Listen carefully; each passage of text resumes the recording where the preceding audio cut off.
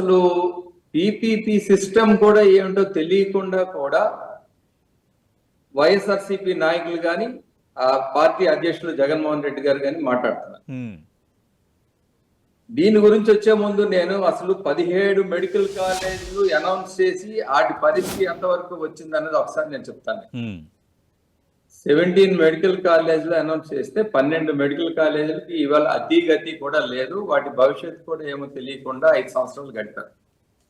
ఒక 5 కాలేజీలు కూడా అరకొర నిధులతో, అవి కూడా కేంద్రం ఇచ్చిన నిధులతో స్టార్ట్ చేశారు. దాన్ని ఫుల్ ఫ్లెడ్జెడ్ గా 5 మెడికల్ కాలేజీలను తయారు చేయాలంటే ఇవాళ కూటమి ప్రభుత్వం దాదాపు 1960 కోట్ల రూపాయలు ఖర్చు పెడితే గాని వాటిని కూడా ఒక ఫుల్ ఫ్లెడ్జెడ్ గా షేప్ లో తీసుకొచ్చే పరిస్థితి కూడా లేదు. ఇంకా ఇంకోటి ఏంటంటే ఇవాళ ప్రైవేటైజేషన్ అయితే ప్రజలు ఇబ్బంది పడతారు అది ఇదని చెప్తా ఉన్నారు కదా. అసలు మెడికల్ కాలేజ్ సీట్లలో 50% ప్రైవేటైజేషన్, 35% వచ్చి సెల్ఫ్ ఫైనాన్స్ అని, 15% వచ్చి ఎన్ఆర్ఐ కోటా అని డబ్బులు పెట్టి కలెక్ట్ చేసింది అప్పటి ప్రభుత్వం. సో మొట్టమొదటిసారిగా ప్రైవేటైజేషన్ అని చెప్పకుండా ప్రభుత్వ కాలేజీల్లోనే ప్రైవేటైజ్ చేసి ఈ విధంగా ప్రైవేట్ కి అవకాశం కల్పించి ప్రైవేటైజ్ చేసిన పరిస్థితి ఉంది.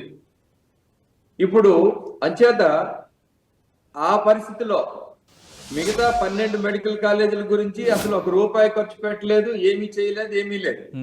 అసలు ఎంత బడ్జెట్ అలొకేట్ చేశారు 5 సంవత్సరాల్లో ఈ మెడికల్ కాలేజీలకి, 17 మెడికల్ కాలేజీలకి ఎంత ఖర్చు పెట్టారని నేను అడుగుతా ఉన్నా.